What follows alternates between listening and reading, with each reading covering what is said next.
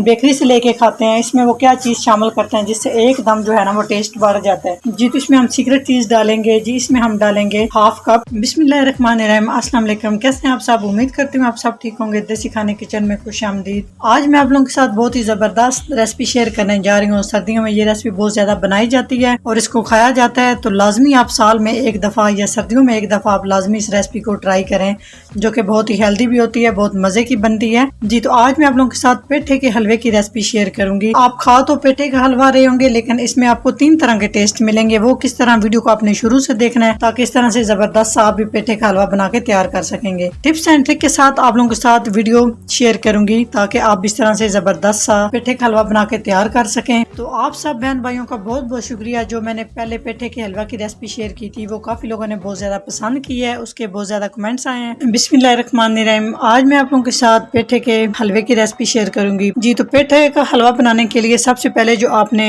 पेठे की निशानी है, पेठा आपने पका हुआ लेना है। तो सबसे पहले हम इसकी कटिंग कर लेते हैं। कटिंग हम किस तरह से करेंगे, इस तरह से इसके निशान बने हुए हैं, तो इस तरह से आप इजीली इसकी कटिंग कर सकते हैं क्योंकि ये थोड़ा सा सख्त होता है। बिस्मिल्लाह, इस तरह से हम इसकी कटिंग कर लेंगे।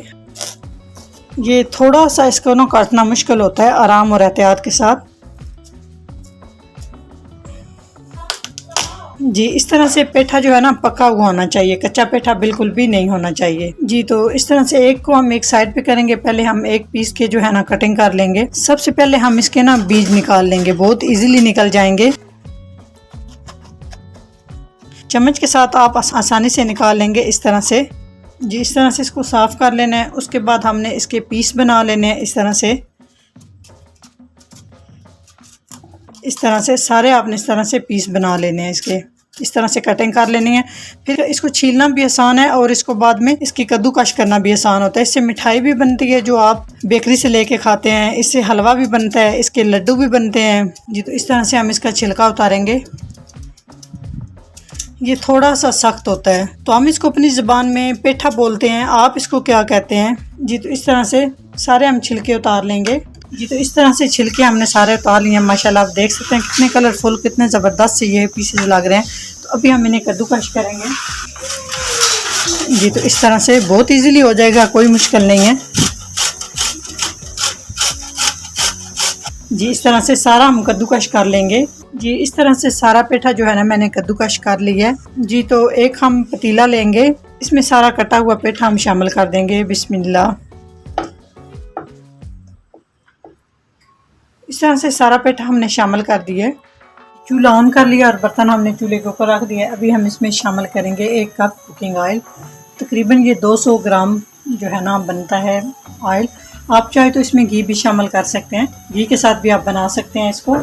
ऑयल के साथ हम पेठे को थोड़ा सा इस तरह से रोस्ट करेंगे पहले, तकरीबन 3 से 4 मिनट तक। इस तरह से ऑयल के साथ फ्राई करने से पेठा जो है ना हलवे का टेस्ट एकदम से बढ़ जाएगा और बड़ा ज़बरदस्त बन के तैयार होगा। आपने वीडियो शुरू से एंड तक देखनी ताकि आप भी ज़बरदस्त सा ये पेठे का हलवा कह लें या पेठे के लड्डू कह लें, ये ज़बरदस्त से बन के तैयार होते हैं। आप इस तरह से बना के तैयार कर सकते हैं, कोई मुश्किल काम नहीं है। तो मिक्स करते हुए हम इन्हें 3 से 4 मिनट तक पका लिया है जी। तो 3 से 4 मिनट हो चुके हैं। अभी हम इसमें कुछ और चीज़ें शामिल करेंगे। इसमें हम शामिल कर देंगे चीनी। तो 3 किलो पेठा है मेरे पास और इसमें चीनी मैं शामिल कर रही हूँ। 1 कप मैंने चीनी शामिल की है, तकरीबन ये वजन में 1 पाव बनती है, 250 ग्राम। साथ ही साथ हम इसमें शामिल कर देंगे दूध। खुला दूध मैं ले रही हूँ, आप चाहे तो डब्बे का दूध भी शामिल कर सकते हैं। आधा किलो यहाँ पे दूध शामिल किया है। तो अच्छे से मिक्स करेंगे इन तीनों चीज़ों को।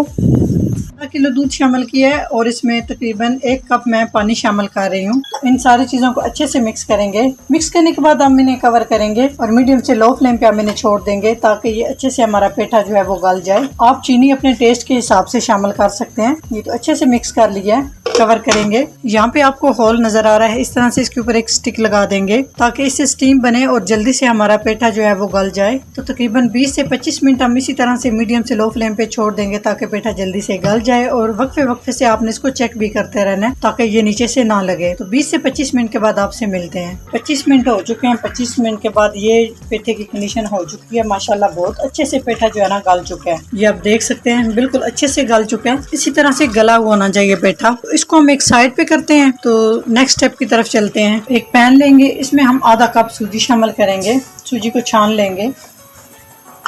3 खाने के चम्मच हम इसमें ऑयल शामिल करेंगे और सूजी की हम यहाँ पे बुनाई कर लेंगे। ऑयल हम सूजी में इसलिए कम शामिल कर रहे हैं क्योंकि पहले हमने पेठे में ऑयल अच्छा खासा शामिल किया हुआ है। तो अच्छे से बुनाई करेंगे। लो फ्लेम पे आपने सूजी की बुनाई करनी है ताकि इससे जबरदस्त सी खुशबू आना शुरू हो जाए। अगर आपने आंच तेज करके सूजी की बुनाई की तो सूजी जल जाएगी, हलवे का टेस्ट जो है ना वो अच्छे से नहीं आएगा। ये तो सूजी का कलर अच्छे से चेंज हो चुका है माशाल्लाह, आप देख सकते हैं। 5 से 7 मिनट तक हमने सूजी की अच्छे से बुनाई कर ली है। अभी हम इसमें कुछ और चीजें शामिल करेंगे। यहाँ पर मेरे पास कुछ ड्राई फ्रूट है, इसमें है मेवा, ये शामिल कर देंगे। उसके बाद यहाँ पे मैं इसमें शामिल कर दूंगी बादाम, स्लाइस में कटी हुई नारियल। तो इन चीज़ों को भी हम साथ हल्का सा रोस्ट कर लेंगे। ड्राई फ्रूट रोस्ट करने से इसका जो टेस्ट है वो एकदम से बढ़ जाएगा। और थोड़ा सा हम इसमें नारियल का बुरादा, तकरीबन 2 खाने के चम्मच। तो ड्राई फ्रूट शामिल करने के साथ हम 1 मिनट तक सिर्फ इन्हें रोस्ट करेंगे, बहुत ज़्यादा हम इन्हें रोस्ट नहीं करेंगे। जी तो 1 मिनट हो चुका है, ज़बरदस्त सी हमारी सूजी की बुनाई हो चुकी है माशाल्लाह, आप देख सकते हैं। इसका कलर टोटली तौर पे चेंज हो चुका है और इस तरह से इसका कलर होना चाहिए। यहाँ पे सूजी हमारी डन हो चुकी है, तो चूल्हे को हम करते हैं बंद। दूसरे साइड पे मैंने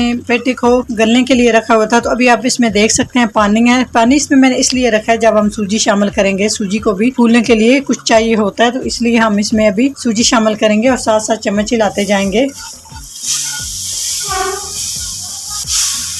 जी तो देखना एकदम से सारा जो है ना ये पानी सूजी पी जाएगी। अच्छे से मिक्स करेंगे। जी तो आप देख सकते हैं 1 मिनट में जो है ना पानी और दूध सारा अच्छे से खुश्क हो चुका है। अभी यहाँ पे आंच हमने तेज करनी है और लगातार हमने चम्मच चलाते हुए इसको भून लेना है पेठे के हलवे को। इतनी हमने इसकी बुनाई करनी ताकि जो है ऑयल है वो हमारा सेपरेट हो जाए। इस तरह से इसको भून लेंगे। इसमें टाइम की कोई नहीं है कि जितने मिनट हमने भूनना है, बस जब अच्छे से इसकी बुनाई हो जाएगी तब हम चूल्हा बंद करेंगे। तो यहाँ पे आप चीनी चेक कर सकते हैं, अगर आपको चीनी कम लग रही है तो यहाँ पे इस स्टेज पे आप चीनी शामिल कर सकते हैं। अच्छे से चीनी की भी बुनाई हो जाएगी, बिल्कुल कच्चा टेस्ट नहीं आएगा। जी तो माशाल्लाह आप देख सकते हैं 5 से 7 मिनट हो चुके हैं लगातार बुनाई करते हुए।